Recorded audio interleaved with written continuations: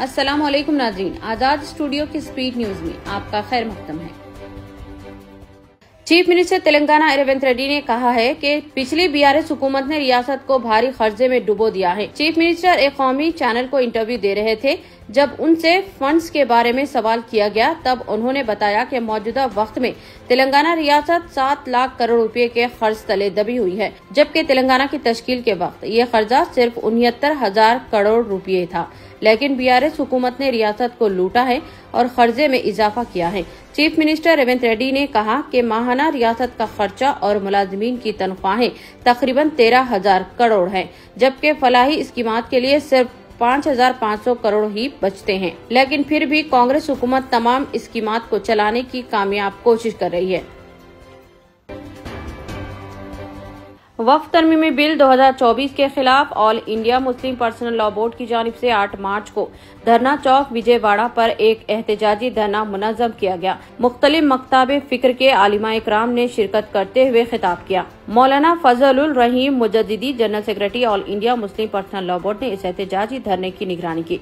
अराकीन आमिला Muslim personal law board मौलाना Ghayas Ahmed Rishadi, doctor Mateen Uddin Qadri, मोहतरमा अस्मा, डॉक्टर जलीस यास्मीन के अलावा मुकामी मुफ्तियान मुफ्ती फारूक, मुफ्ती फेरोज ने खिताब करते हुए वक्फ तरमीमी बिल की शदीद अल्फाज में मजम्मत की और इसे नाकाबिल कबूल करार दिया।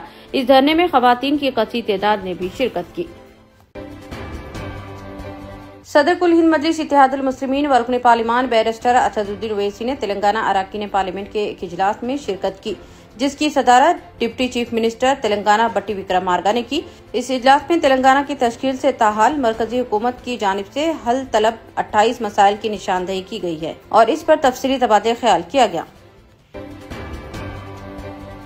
थलपति विजय अपने मदाहों के लिए सिर्फ रियल लाइफ हीरो नहीं बल्कि हकीकी जिंदगी के हीरो भी हैं। उन्होंने तमिल फिल्म इंडस्ट्री में अपने काम से लोगों के दिलों में एक खास जगह बनाई है। रमजान के मुकद्दस महीने के दौरान अब विजय का नमाज पढ़ते हुए एक वीडियो सोशल मीडिया पर सामने आया है, जो तेजी से वायरल हो रहा है। विजय ने जुमा 7 मार्च की शाम चेन्नई में इफ्तार पार्टी की मेजबानी की थी।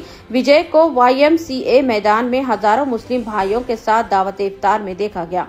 उन्होंने रोजा इफ्तार भी किया। इस दावत का एहतमाम इनके सियासी जमात ने किया था। कहा जा रहा है कि अदाकार विजय ने पूरा दिन रोजा रखा था और इफ्तार करने के बाद उन्होंने नमाज भी अदा की। जनूबी हिंद के सुपरस्टार थलपति विजय ने 2 फरवरी 2024 को सरगर्म सियासत में कदम रखा और अदाकारी की दुनिया को अलविदा कह दिया था। जनता दल यू रुकनी कौंसिल खालिद अनवर के एक बयान पर बिहार असेंबली के अंदर और बाहर हंगामा हुआ है। उन्होंने कहा था कि औरंगजेब जालिम हुक्मरान नहीं थे बल्कि एक अच्छे बादशाह थे। उन्होंने मंदिरों को तबाह नहीं किया। खालिद अनवर ने मजीद कहा था कि मौर्रिखीन को इस पर बहस करनी चाहिए, उत्तर प्रदेश के कायदीन, जिसे चीफ मिनिस्टर योगी आदित्यनाथ को नहीं। खालिद अनवर ने औरंगजेब की सताइश करने पर समाजवादी पार्टी के रुकनी असेंबली अबू आसिम आजमी को ऐवान से मुअत्तल करने पर भी तनकीद की और इसे गलत करार दिया। बॉलीवुड फिल्म छावा ने न सिर्फ सियासी माहौल गर्म कर रखा है बल्कि आवाम के बीच भी इसका खतरनाक असर देखा जा रहा है। इस फिल्म के एक सीन में बुरहानपुर में मुगलों का खजाना छुपाने का मंजर दिखाया गया, जिसे देखने के बाद 6 मार्च को लोगों में अफवाह फैल गई कि असीरगढ़ गांव में मुगल दौर के सोने के सिक्के मिल रहे हैं। फिर क्या था, जिसके हाथ जो सामान लगा वो लेकर खजाना खोदने निकल पड़े।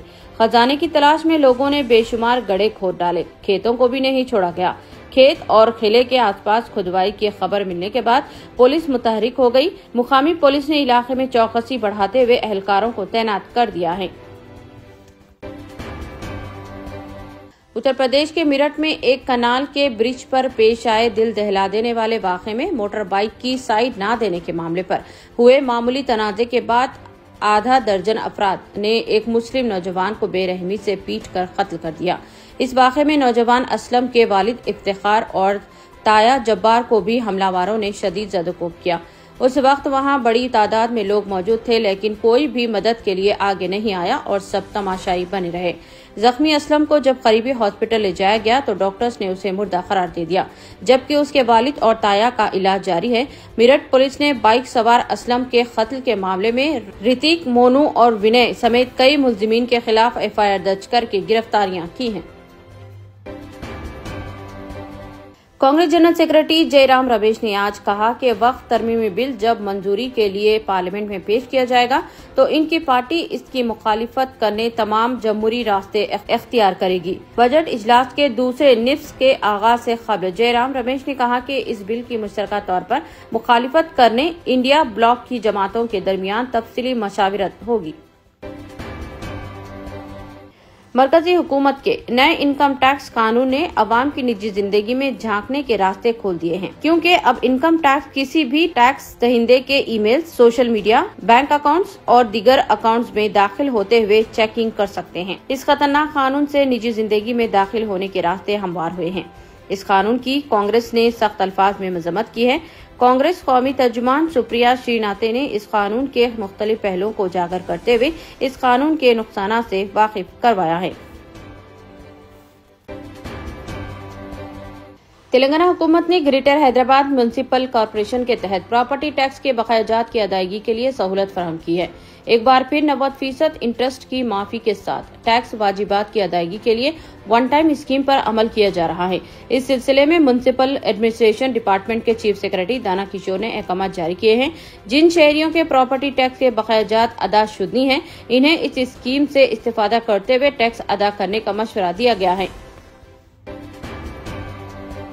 गवर्नर तेलंगाना 12 मार्च को तेलंगाना कानून साज असेंबली और कौंसिल के मुश्तरका इजलास से खिताब करेंगे। गवर्नर ने असेंबली और कौंसिल का बजट इजलास 12 मार्च से तलब करते हुए एलामिया जारी किया है। गवर्नर पहले दिन दोनों ऐवानों के मुश्तरका इजलास से 11 बजे दिन खिताब करेंगे। डिप्टी चीफ मिनिस्टर व वजीर फाइनेंस मल्लू भट्टी विक्रमार्का 3 लाख करोड़ रुपये पर मुश्तमिल रियासती बजट असेंबली में पेश करेंगे। ये बजट गुज़िश्ता साल से ज्यादा होगा और इसमें मुख्तलिफ शोबेजात और महकमा जात के लिए रकूमात फराहम की जाएंगी। कमिश्नर जीएचएमसी अलम बर्ती ने मुलाजमीन की जानिब से मोबाइल फोन्स में वीडियो, रील्स और सोशल मीडिया पर ज्यादा वक्त गुजारते हुए कामों में गफलत और लापरवाही बरतने का सख्त नोट लेते हुए जीएचएमसी में वाईफाई की खिदमात को मुअत्तल कर दिया है। जीएचएमसी के आईटी शोबे के ओहदेदारों को तलब करते हुए वाईफाई पासवर्ड को तब्दील कर देने की हिदायत दी, जिसकी वजह से गुज़िश्ता 3 दिन से जीएचएमसी हेड ऑफिस के तमाम फ्लोर्स पर वाईफाई खिदमात मुअत्तल हो गई हैं, जबकि मुलाजमीन पासवर्ड के लिए परेशान देखे गए। संगारेड्डी के अमीनपुर में एक खवातीन हॉस्टल में खुफिया कैमरे नस्ब होने का सनसनीखेज इंकशाफ हुआ, जिसके बाद हॉस्टल के तालिबात में शदीद खौफ व हिरास फैल गया।